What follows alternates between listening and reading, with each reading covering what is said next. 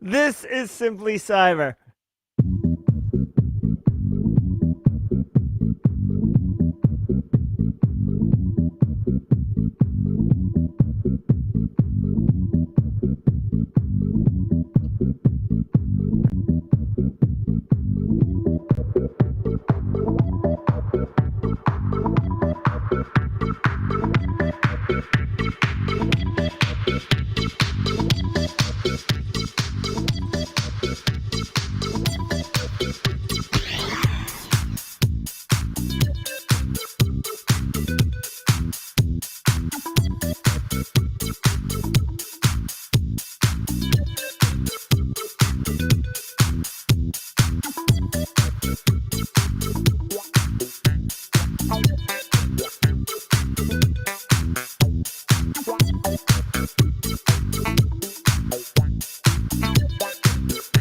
All right, good morning, folks.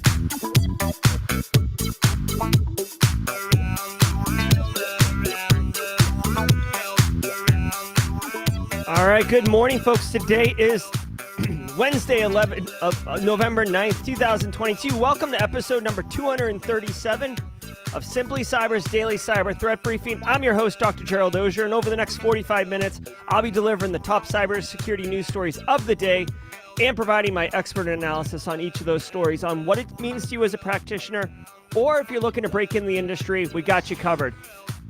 But before we get into it, let me give a shout out and thanks to the stream sponsors, starting with my friends, Barricade Cyber Solutions. Listen, Barricade Cyber Solutions is dedicated to helping businesses from cyber attacks and recover from the damage done. Cyber attacks can cause massive damages and leave hardworking business owners into turmoil, but Barricade Cyber Solutions knows how to mitigate the damage done by cyber incidents. Check them out at barricadecyber.com. Link in the description below. This is their site right here. You can scroll right down and hook up with Eric Taylor, the CEO, and get talking about what's going on, get into business. Also want to give a shout out and love to Recon InfoSec. If your organization is large enough to have real cybersecurity concerns, but maybe not quite large enough to have a full-fledged security operations capability from the ground up, check out the managed detection and response offering from Recon InfoSec. Their offering includes the people, process, and technology needed to deliver full-spectrum SecOps to organizations of any size. Guys, if you need serious cybersecurity help at your business and you can't get management to hire FTEs or get you the tech stacks you need, or you don't have the knowledge to implement SIMs and SOARs and stuff like that, MDRs are wonderful options for that. Jeremy Williams dropping the $10 banger. Woo! Going around the world today, Jeremy Williams. I'll take a slug of coffee for that. Guys, real quick, I want to remind you, if you hold professional certifications that require CPEs, each episode of the Daily Cyber Threat Briefing is worth half a CPE, so 2.5 a week, roughly 10 a month. Be sure to say, what's up in chat, hashtag Team Live, hashtag thanks Jeremy Williams for the super chat. And by saying what's up in chat, you'll literally be documenting that you're here, and it's easily the most enjoyable way to get CPs, no doubt. If you're live, love it. We're about to go around the world, as Daft Punk is saying. I'm super pumped. If you're on replay, hashtag Team Replay. Sorry about yesterday. Bob Dylan kind of screwed us with the copyrights, but we're okay. Guys, we've got about 4 minutes, 3.5 minutes here of Daft Punk. We do this every Wednesday. If you're new here and you don't know this, every Wednesday is Worldwide Wednesday. We have a lot of friends in the Simply Cyber community, and they come from all over the world. So today is the day that we call a shout out. Where are you at? Let's do the world. What's up, Colorado? I see you in here, Terrence Billingsley. Gulf Coast, Texas in the house. North America is online. I love it, love it, love it. I can't scroll Super Chat without screwing up everybody's view here, so you're going to have to help me out, team. North Carolina is online. Sao Paulo, Brazil coming in. Dennis, thank you, Dennis. South America is online. Let me get a pen, man. Woo! All right, come on, Daft Punk. Let's do it. Virginia's in the house. Queens, New York in here. Indiana in the hizzy. South Africa in the house. Africa's online. South America's online. North America's online. West Coast. Way to get up early, JP. Love it, love it, love it. Upper Peninsula's there. Hope you guys are staying warm. Augusta's in the house. Love it. What's up, Stone Mountain, Georgia? India's in the house. Asia's online. Thank you so much, RX100. You know how to do it. Manchester, Great Britain, Europe online. Bros, We're like 1 minute in. We got all we need is Australia. Come on, Japan. Where are you at? We do not have Japan. We do have Asia, but we can start splintering. Is Leonardo in here? We can knock out the Caribbean. We got some Pakistan. We could get some Middle East action going on here. Maybe Djibouti. What's up, morning crew? Florida's in the house. Love it. Brandon Waymeyer. Hey, Tony Roy up in Canada. Texas. Good stuff, guys. Come on. We still need Australia. Where are we at, Australia? Internal stranger, you in here? We got a couple Australian birds. Japan is Asia. Oh, yeah, we got Asia. We got India, too. That's Asia. Where are you at, Australia? Come on, come on, come on. We got a minute here, people. Howdy from Washington. Guys, I want to do a U.S., around the U.S., too, at some point. We just got to get some better tech here. Cayman Islands. Does that say Cayman Islands, Kentucky? Is there a Cayman Islands, Kentucky? Come on. Leonardo, there you are. You don't even have to say it, Leonardo. Caribbean in the house. We see you, man. Yeah! Way to go, Kimberly, and way to go, Carrie. Yeah, we can run all 50 states. I'll announce that before we do that. Did we just become best friends? Carrie in chat, knocking out his exams yesterday. Love it, love it, love it. Come on, guys. Where's Australia? Are we really going to get hung here? 40 seconds. France in the house. More Europe. Very nice. Come on. Love it. Let's go. Come on, Australia. Internal stranger. You're killing me, Smalls. Oh, no. Yeah, we got East Texas, West Texas, North Texas. Kenya's in the house. Some more Africa representing. Love it. Oh, we got Africa for days, guys. We got South Africa. Yeah, Cyber Munchkin. Simply Cyber Squad, I need you all to make a friend from Australia today and tell them about the stream. Damn. 9 seconds. 8 seconds. 3 seconds. Oh, wah, wah, wah. All right, guys. Well, we didn't do it. We didn't do it today, but I genuinely, I appreciate all of you giving it a hand. When we see Internal Stranger in chat, let's give him a hard time. All right. All right, y'all. So that's Worldwide Wednesday. We almost did it. Good job, everybody. We'll be back next Wednesday to do it. Will Reed's in the house. Love it, Will. Let's get those CPEs. All right, guys. As we are prone to do, sit back, relax, and let's dive into the news. From the CISO series, it's cybersecurity headlines. It's Wednesday, November 9th, 2022. $2 billion Powerball drawing delayed by security issues. The record-breaking $2.04 billion Powerball run ended Tuesday after an hours-long delay at the hands of a security issue. The drawing was initially set for Monday, but was paused for nearly 10 hours by the Multi-State Lottery Association after the Minnesota Lottery failed to submit required data, such as lottery ticket sales metrics.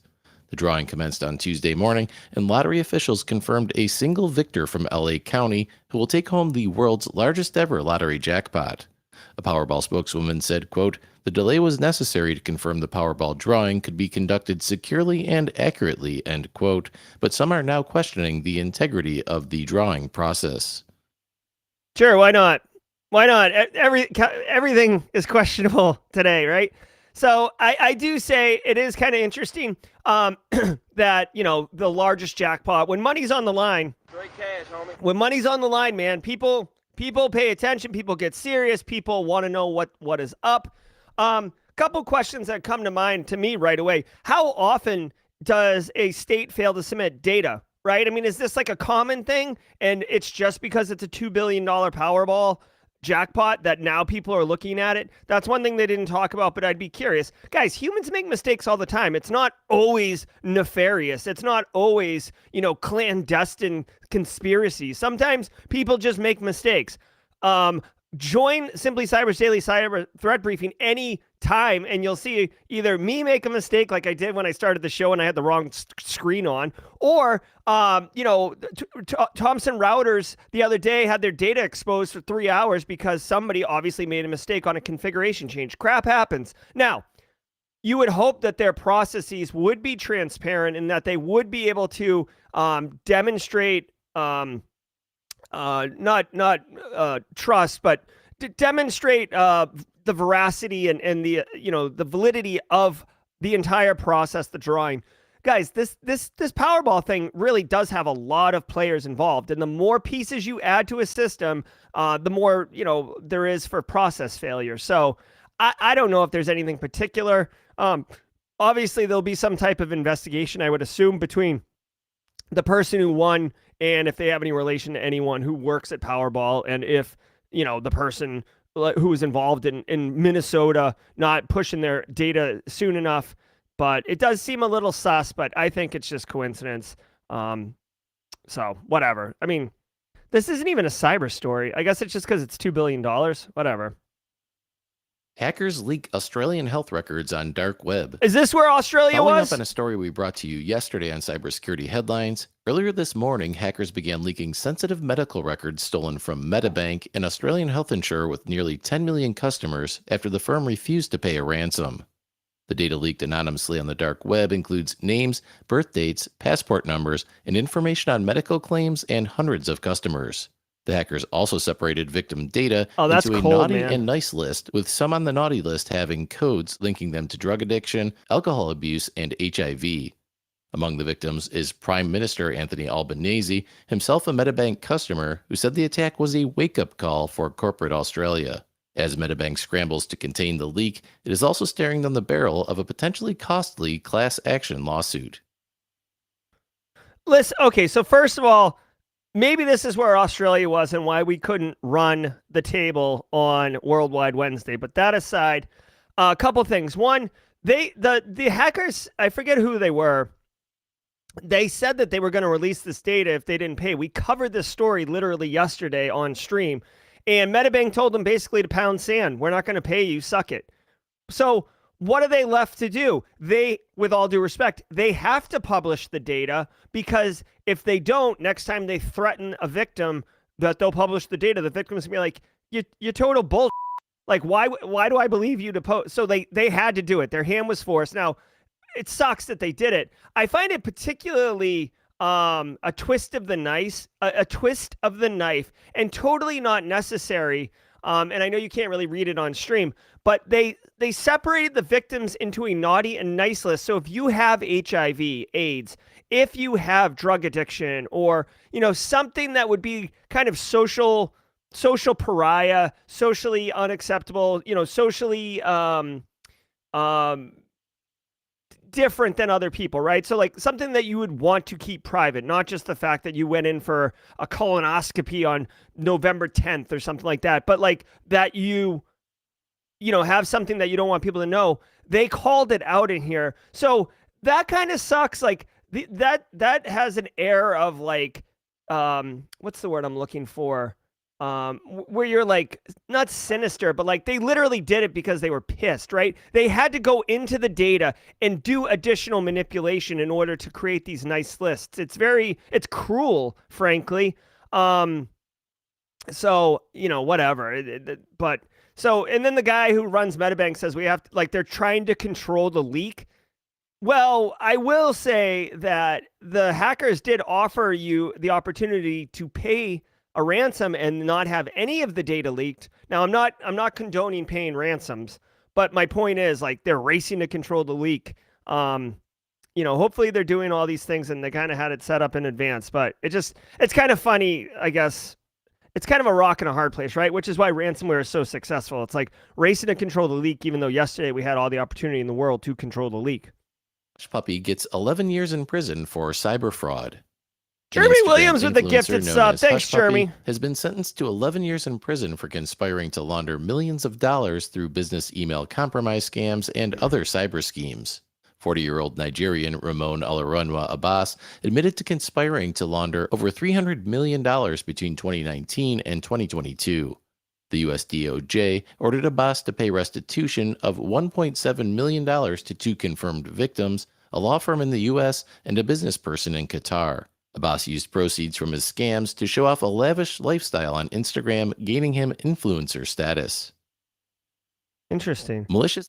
So I don't I don't know if anyone knows this guy, but he's Nigerian, right? So not that there's anything wrong with Nigeria or Nigerians, but of course the original OG kind of internet-based scam fraud was the Nigerian 419 scams, right? So it's kind of coincidental that it's a Nigerian in this case. Now, the dude's name is Hush Puppy on Instagram. Go check him out. Only to see, I'm curious, was he like posting on Instagram that he was committing cyber crimes, or was he just posting on Instagram that he was rich and has lavish lifestyle? I'm kind of curious. The dude was like straight executing business email compromise. Business email compromise, dude, as much publicity as ransomware gets, business email compromise.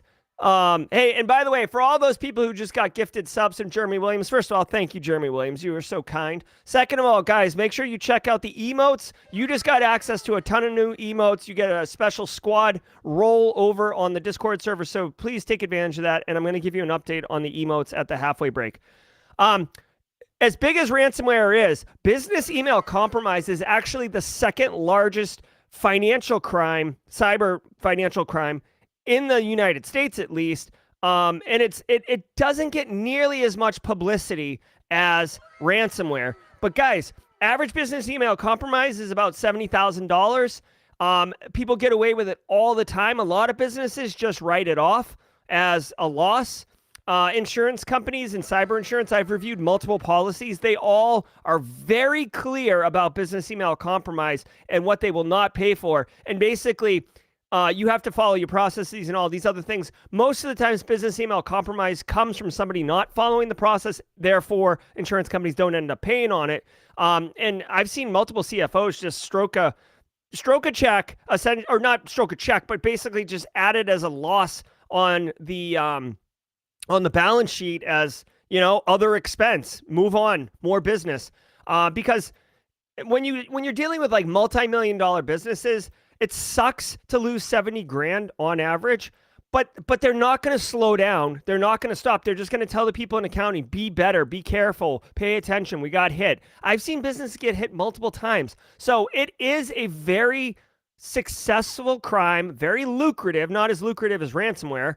But I am glad that I don't know who arrested him and sent him to prison, but I'm glad somebody that is so well known, right, went to prison. Effectively twofold. One, to hell with you, because you obviously are a criminal and you obviously victimized several organizations and people. But more importantly, because a lot of people know Hush Puppy, they will be like, oh my God, business email compromise was something I was kind of flirting with or I've done, but now I'm going to stop or not start because I don't want to go to prison for 11 years. Hell no. So anyways, good stuff. This extension lets attackers control Google Chrome remotely. A new Chromium browser botnet named Cloud9 has been discovered in the wild using browser extensions to steal online accounts, log keystrokes, inject ads and malicious JS code, and enlist victim browsers in DDoS attacks. Cloud9 has also been spotted loading exploits for known vulnerabilities for other browsers including Firefox, IE, and Edge. The malicious extension isn't available on the Chrome Web Store, but is being circulated through alternative channels like websites pushing fake Adobe Flash Player updates. Researchers at Zimperium have seen Cloud9 infections on systems across the globe and have linked the hackers to KekSec malware group due to the C2 domains used. Zimperium also believes that KekSec is likely selling or renting the malware to other operators. Okay, and wow. Now, all right, so this is really, really interesting here. So this is a Chrome extension. You do not get it through the Chrome store, so that's one thing for end users. But it does show up as a pop-up. You can see right here a fake Adobe Flash Player pop-up. This is really not uncommon, guys. The key here and this is an end user education thing as well as IT. The key here is, when you get a pop-up, so many people are typically getting a pop-up because they go to a site. Oh, like, here's 5 things Kim Kardashian did at that birthday party last weekend. Number 4 will stun you. And like, you click on it and then instantly there's a pop-up. It's like, you'd love to view this material, but you need to upgrade something. And people are just like, click, click, click, click. I need to see what Kim Kardashian wore to the ball. Right? And they don't read it. And it literally, I've seen experiments where like the pop-up literally says, click here to install malware. And like 80% of people click through it. People don't read. Be honest with yourself. You know you don't read it. You might glance over it. You're like, oh, Flash player, upload, right?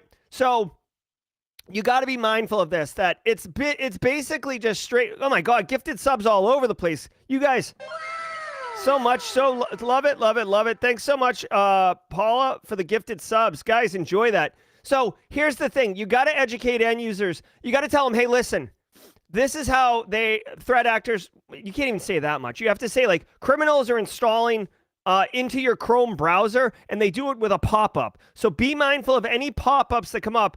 And, oh, by the way, dude, it's a remote access Trojan. They can run denial. It's basically a bot on your computer, so they can run denial of service attacks, which is like whatever. But then they can also steal cookies, which then you can see here, which if they steal cookies are making it so when you log into like Office 365 and then you go to another like different part of Office 365 and you don't have to log in again, it's because you have tokens that authorize you.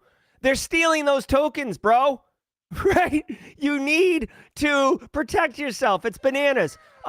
It's probably too advanced a request for an end user, but you should also occasionally look at your actual extensions in Chrome.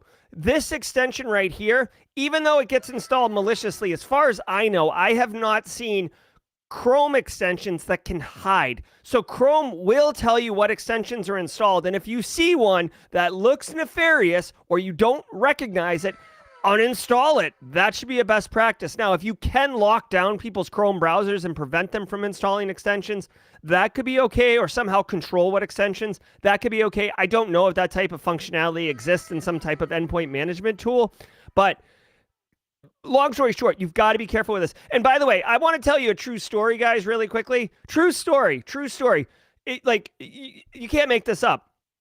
I have had end users before where I've seen their machine behaving badly. I get on the phone with them. I do a screen share. I'm like, what did you do in the last 15 minutes? They're like, oh, I just went to the websites. Wow, the World Wide Web.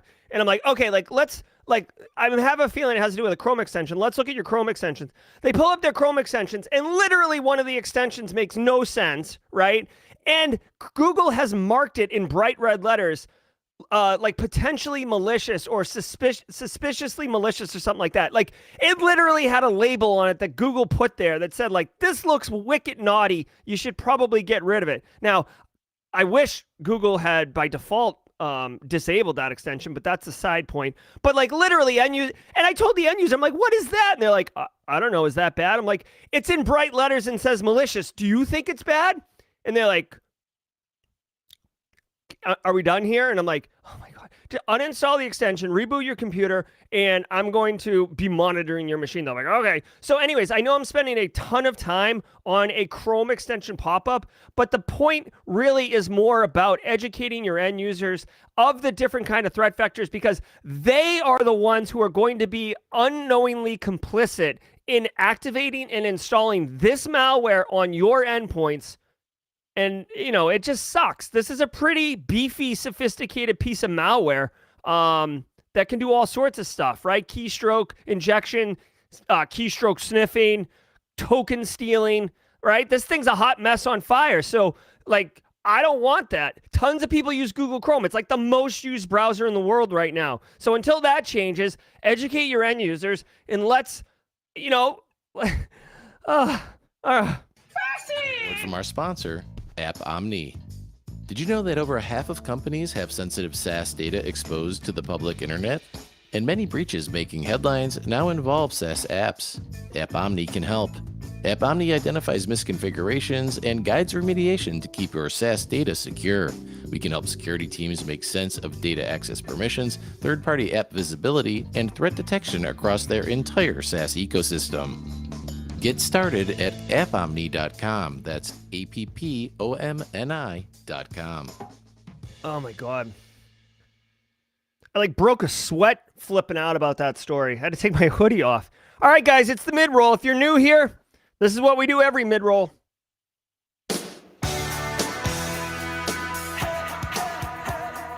Oh, nice Dan Reardon with the Rekka hoodie. All right, guys, really quick on the mid-roll. I just like to take a moment and thank, all of you for being here today and making Simply Cyber's daily cyber threat briefing absolutely spectacular. I see a lot of you on social media sharing that we're out here doing this every morning, and I genuinely appreciate that. I also hope that you all are getting value, especially if you're new here. If you're new here, if this is your first show, drop it in chat. Say what's up. Love to know it. Woo-woo, InfoSec Kid for 2 months. Thank you, InfoSec Kid. Guys, really quick, today's a busy day for me. At 11:30 a.m. Eastern Standard Time, I will be streaming ThreatGen Red vs. Blue, and it's a cybersecurity simulation platform.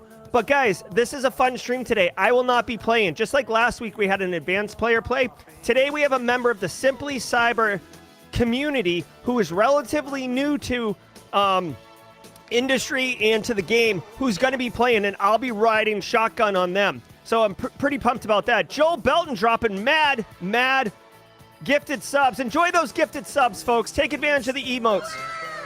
Now check it out. This one is also bananas. You don't want to miss this one. Today at 2 p.m., I am going to be a guest on IT Pro TV's cybersecurity podcast with Daniel Lowry. This is going to be epic. And guys, it's an AMA. I have no idea what we're going to be talking about. I don't know where we're going. It's going to be live. It's going to be a pro production. I'm super excited about it. Got the old Simply Cyber gear on so I can represent. So if you can, this is going to be paired and rebroadcast on Simply Cyber, so you don't have to go anywhere. You will get notified if you've hit the bell for notifications for Simply Cyber, and I'm super excited about that. One other thing to share with you guys that I'm really, really pumped about. Yesterday, I asked on chat, what emotes do you want? We got so many new squad members, people gifting subs everywhere. I love it. I can put a bunch of emotes. Before Monday, I will be adding the following emotes to the squad. So if you're a squad member, get ready. I will be adding John Strand, some type of police, so when we play the whoop, whoop, I'll be adding a no coffee one for Carrie, Black Hills InfoSec, something for the Worldwide Wednesdays, like the continents or something, that I haven't figured out yet. A ninja, the yeet guy, I don't even know what that is, but I will be adding one once I figure out what a yeet guy is. Brondo from Idiocracy, and 2 Wu-Tang ones, the straight Wu symbol, and then something to do with cash rules everything around me, since we do cover so much about the cashish. So if you got any other suggestions, y'all, for, a Toasty? We could do a Toasty. I'm adding Toasty right now. All right, Toasty's been added. If you got any other suggestions, holler at me. But we'll be getting the woo. So look for those emotes to be thrown in here ASAP. Enjoy them. Thank you so much to squad members. And for those who are gifting squads, Joel Belton, Justin Gold, Paula, y'all are straight crushing it. I absolutely love it. Thank you so much. You guys are great. Let's get back into the news. I was hoping we could get to the la, la, la, la, la, but not today, okay? Maybe just a hot minute. No. All right, let's get back into the news, guys. Report highlights insider risk is on the rise. A new report from DTEX indicates that 12% of all employees take sensitive intellectual property with them when they leave an organization. The report also suggests a 55% increase in unsanctioned application usage, which can make data exfiltration easier by allowing users to maintain clipboard history and sync data across multiple devices. The report also highlights a 200% increase in unsanctioned third-party work on corporate devices from a high prevalence of employees engaged in side gigs. These side gigs reportedly leverage corporate data to assist third-party businesses that may be in direct competition with their employer. This is the biggest donkey report. Are you kidding me with this? So, okay, there's so many things wrong with this. Like, okay, I'm not wrong. There are so many things that I would like to discuss about this report. First and foremost, 12% of employees take IP when leaving jobs. Are you kidding me? I would argue it's 12% of employees do not take IP when leaving a job. Guys, IP is anything that the business owns, right? I make a sick enterprise risk assessment template for executing an enterprise risk assessment in 2021, and then I quit in 2022. Do you think for a second that I might not, strip out any sensitive information and then save that so I don't have to recreate it when I go to my new job and do an enterprise risk assessment. Oh, this is a really cool PowerPoint template. Yeet. Wait, hold on. Yeet. PowerPoint template out the window into my car. Like, guys, intellectual property doesn't mean you're stealing the Coke formula, right? Now, that is something.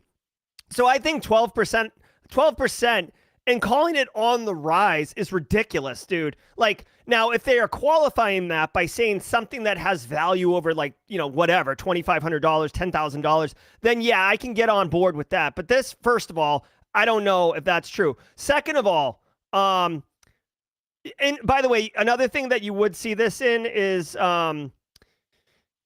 like medical industry, like when a doctor is going to start a new practice and they take a patient list with them, that's a HIPAA violation in the US, but doctors do it all the time because they're like, these are my patients, right? My patients. Well, no, they're actually the patients of the hospital or the alliance or whatever it is, not yours, Dr. Jerry. And they're like, no, these are my patients. I care for these patients. And they're like, no, you can't take the patient list. And he's like, well, I'm going to take the patient list. Now, they do talk about the use of 55% increase in unsanctioned app usage, and BYO apps. No one says that.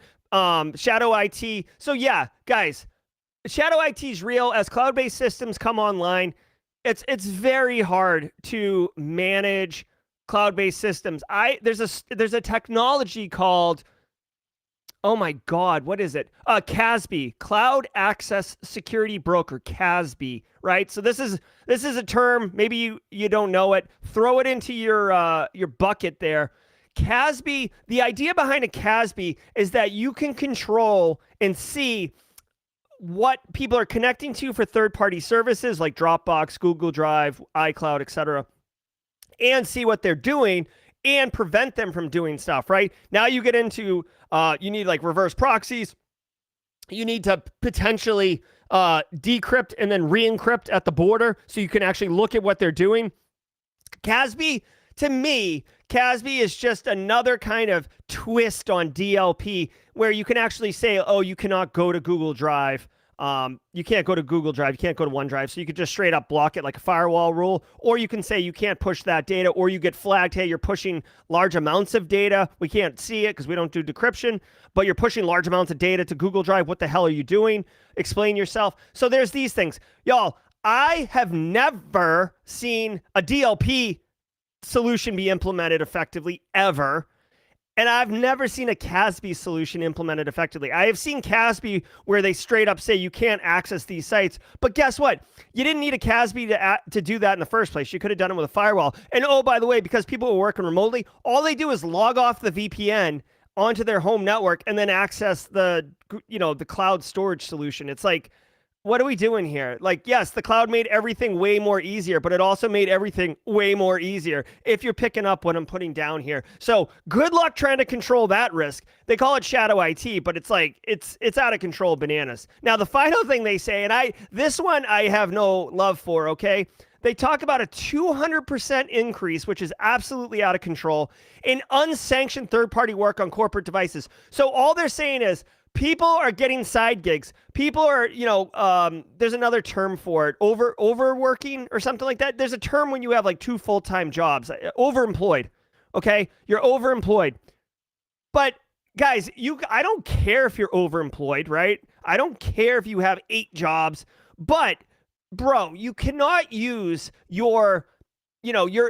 work for, I don't know, who do you work for? You work for Holiday Inn. And you're in IT, and like you take your Holiday Inn computer and workstation and everything, and then go start working like for, Marriott or whatever. You're like, oh no, I got this. Or like you do private consulting, side gig stuff, website development, whatever it is, but you're using that machine. That's just a bad practice in general, right? You can get caught. You're definitely breaking acceptable user policies. And what happens if you get fired tomorrow? You don't have a computer. All the work you were doing is gone, right? Unless you're backing up to these cloud solutions that they're not going to stop you from doing. So I guess I get it. It is expensive, capital cost to just go buy a second laptop if you're going to start doing side gig work. But be mindful of this, guys. This is why, I hate to say it, but this is why you got to lock these endpoints down. And I know CFOs, it's all about money. Straight cash, homie. CFOs love that BYOD because it costs them nothing in order to have the workforce have technology. But this is the risk you run, y'all. This is the risk you run. It's my laptop, right? It's my money and I want it now. JG Wentworth, right? So this is the risk you run of people doing stuff like this. All right, let's keep going. And now it's time for You Should Probably Patch That Patch Tuesday edition. Microsoft's November 2022 Patch Tuesday included fixes for 6 actively exploited Windows vulnerabilities and a total of 68 flaws. Microsoft fixes include 2 that address the actively exploited proxy not shell bugs, which affect Exchange Server 2019, 2016, and 2013. Proxy not shell bugs were disclosed in September through Microsoft's Zero-Day Initiative program by Vietnamese security firm GTSC. Overall, 11 of the 68 vulnerabilities are classified as critical and allow for privilege escalation, spoofing, or remote code execution. Additionally, Citrix has issued a bulletin urging customers to install security updates for a critical authentication bypass vulnerability in Citrix ADC and Citrix Gateway. Versions of these products prior to 12.1 are not supported, and therefore customers will need to upgrade to a supported version to receive security fixes. And finally, on Tuesday, VMware released Workspace ONE Assist 22.10 Release 89993 for Windows customers, which addresses 3 critical severity vulnerabilities that enable remote attackers to bypass authentication and elevate privileges to admin. All right. So Microsoft Patch Tuesday. Guys, if you're like a lone wolf, like the Simply Cyber battle station up here, I'm just going to patch my workstation and move on. No big deal. But if you have a large organization, and this is like, I've said this on stream before, but this is like a little reminder for people who might be new here. Like in large organizations, even mid-sized organizations, right? You can't just patch all the things at once, right? You have to make sure that you're not going to break critical applications, business workflows, right? You can't have everybody in accounting be down, or you can't have the sales team be down. So what you have to typically do is you apply Microsoft Patch Tuesday, right? So yesterday's patches, apply them to the IT department, because they honestly are power users and they can figure out how to roll back and stuff like that without extra help. Then you have champions out in the environment who, like a sales guy updates and a finance and accounting lady updates, and then someone in R&D updates, right? Hey, did anything break? No, cool. Think of it as like concentric circles where you're getting more endpoints as you go out, and then ultimately you push it to all endpoints, and then hopefully servers as well, where applicable during server maintenance downtimes. Make sure you get your server maintenance downtimes. This particular one's interesting because 2 things. 1, 11 of the 68 vulnerabilities, and by the way, you cannot, with the way Microsoft Windows patches now, you can't pick and choose what you do. They're roll-ups, so like you get them all. So this is just calling out that 11 of the 68, they're classified as critical, which is the CVSS score that's the worst. And they said that they're actively being exploited, right? At least in the title here. 6 are actively exploited right now, which means get your in gear, because I don't know how they're being exploited, if it's just privilege escalations or if it's remote code execution. But if people can hit boxes from the internet, it's not good. And how does that happen? Oh, well, guys, it's sometimes people put they configure their home router to pass through. So like someone's workstation is on the internet. That happens. Sometimes a misconfigured system. Sometimes it's a web server, right? It's supposed to be internet facing. You've just got to be mindful. Obviously, run your vulnerability scanners. The vulnerability scanners are obviously going to have these checks in place. Start with your external facing network structure. Make sure that they're not there. And then your internal ones. Make sure your endpoints get updated. And then for any ones that don't get updated, have an explanation of why and when is it going to be fixed, right? Like this isn't like a option, like, I don't want to do it. No, like if you can't do it today, can you do it tomorrow? If you can't do it tomorrow, can you do it next week? If you can't do it next week, let me talk to your boss, because this is ridiculous. And you're now you are a vulnerability to this organization. Good sir. I'll give you a hint. Okay. keep going. SMBs fear security budget cuts amidst rising inflation. According to a new report from OpenText Security Solutions, 57% of small and medium-sized businesses are worried about their cybersecurity budgets being slashed due to rising inflation. The report found that despite many SMBs having suffered a serious attack in the past, budgets are already low, with half of respondents spending less than $20,000 annually. Only 10% spend more than $50,000 per year, and 68% have fewer than 5 security professionals on staff. That's not great news considering that nearly half of SMBs polled admitted they have suffered an attack in the past, and 60% indicated that they are either not confident or only somewhat confident that they could repel an attack. All right, well, this is going to get complicated quickly. So SMBs, they should be afraid, right? 57% believe that their cybersecurity budgets are going to get slashed. Guys, let's be real. Like, we're heading towards, or we're in a recession right now.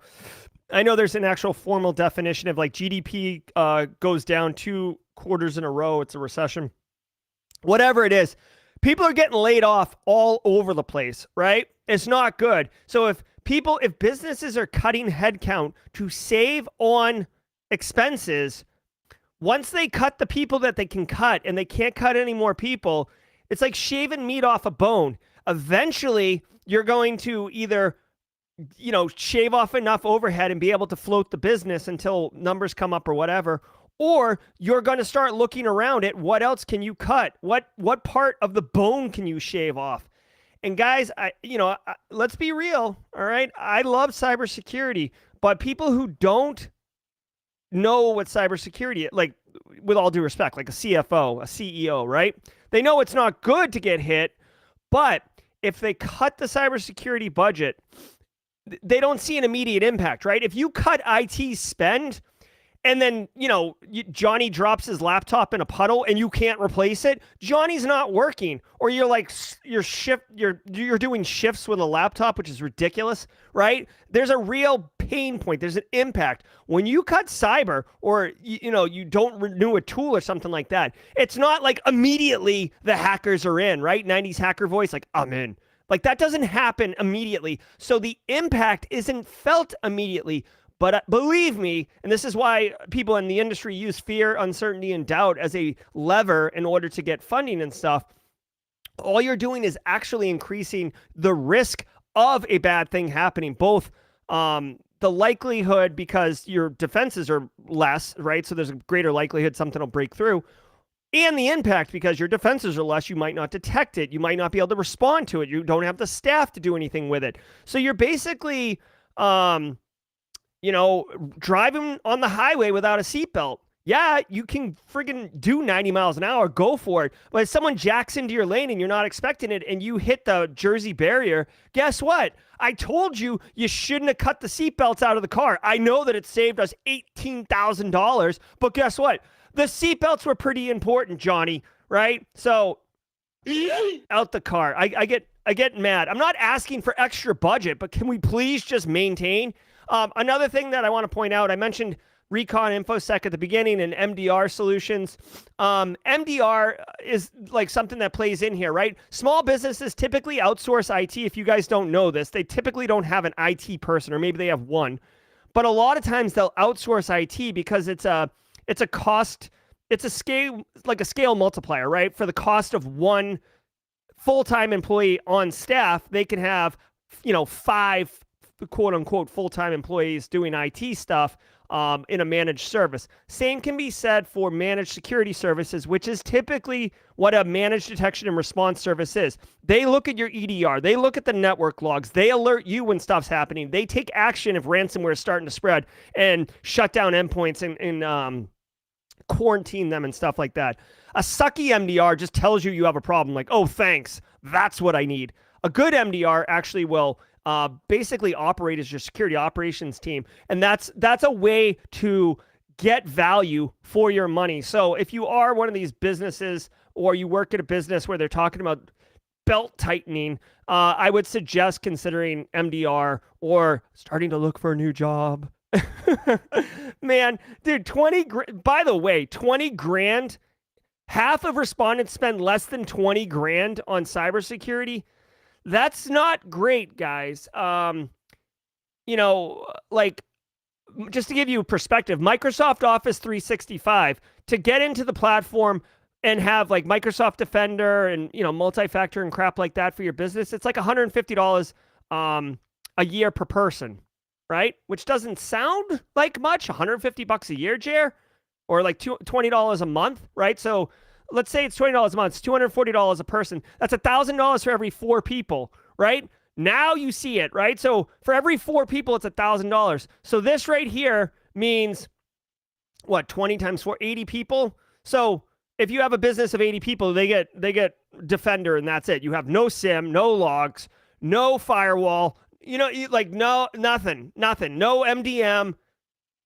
Like, it goes quick. 20 grand's not a lot of money, and it just pisses me off because it's like, do you like you understand that you have home insurance and car insurance, but you don't always use it, right? But you have it because it's the right thing to do to protect yourself and reduce your risk of having a bad day. Same thing with cybersecurity, not just insurance, just cybersecurity in general. And spending less than 20 grand. I mean, now, a lot of small businesses are small, so maybe that makes sense, but, you know, whatever. Cyber.org range expanded to K-12 students nationwide. The Cyber.org range, a no-cost, safe virtual environment for K-12 students to learn cybersecurity skills, will be expanded to all 50 states. The announcement came from Louisiana Governor John Bell Edwards and CISA Director Jen Easterly. Cyber.org was initially funded by the state of Louisiana and is now funded by CISA's Cybersecurity Education and Training Assistance Program. The labs in Cyber.org give students hands-on cybersecurity experiences in a safe and controlled virtual environment. The platform also helps prepare students for the CompTIA Security Plus exam, which will help lower the barrier to cybersecurity jobs. Yeah, boy, this is awesome. All right, so K through 12, which, by the way, is super important. We talked the other day, last week, about Cyber Legends, a video game that teaches basic end-user awareness education, but it's designed for K through 12. This right here is a cyber range. This is not teaching end-user awareness. This is actually educating them in skill and, you know, terminology, context. I want to check this out. This is wicked cool. I know some organizations, like here in the county that I live in, the high schools actually have like a curriculum track for cybersecurity. So, you know, you take 3 classes over 3 semesters. It's not like you come out and you're an engineer or something, but still, they're pushing it down into the high school. This is going K through 12. I'm going to check out this range. I think it's good. I think this is a great way to get, you know, kids in the right mindset, push them on a path, get the workforce going. You know, and maybe if we start them at kindergarten, they can graduate high school with 12 years of experience and be qualified for that entry-level job. All right, I digress. Poking fun at the industry. Another quick side thing. This is Jen Easterly right here in the middle. She's CISA director, and she's really, really wonderful. I'm a huge fan, obviously. I think she's done great stuff for the United States and for CISA. I did tweet her the other day openly on Twitter and asked her if she'd come on Simply Cyber Live. I got no reply. So, you know, do I have something that's like appropriate for me to be like, no reply? No, I didn't get it. Whatever. Jen saw the tweet and was like, anyways. So I'll try to get Jen Easterly on the channel if you guys are interested. That looks like those are the stories for today. We are a few minutes over. I digress because I flipped out.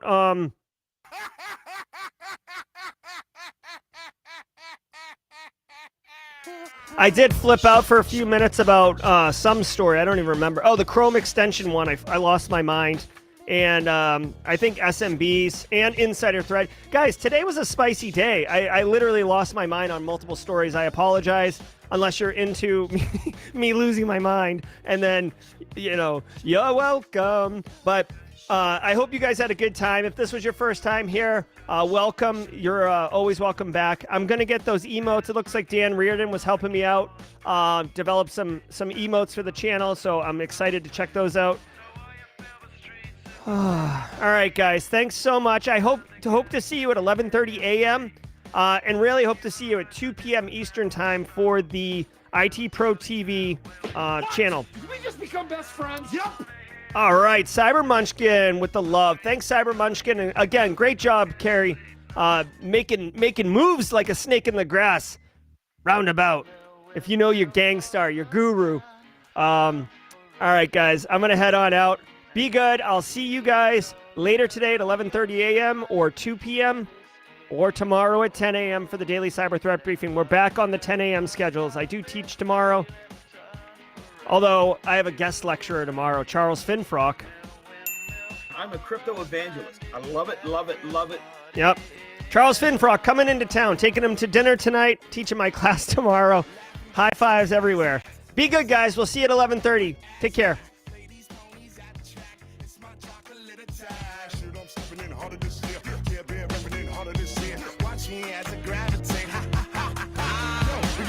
Town, this Motown with your sound, you in the blink, gon' bite the dust, can't fight with us. With your sound, you kill the ink, so don't stop, get it, until you chat ahead and watch the way I navigate.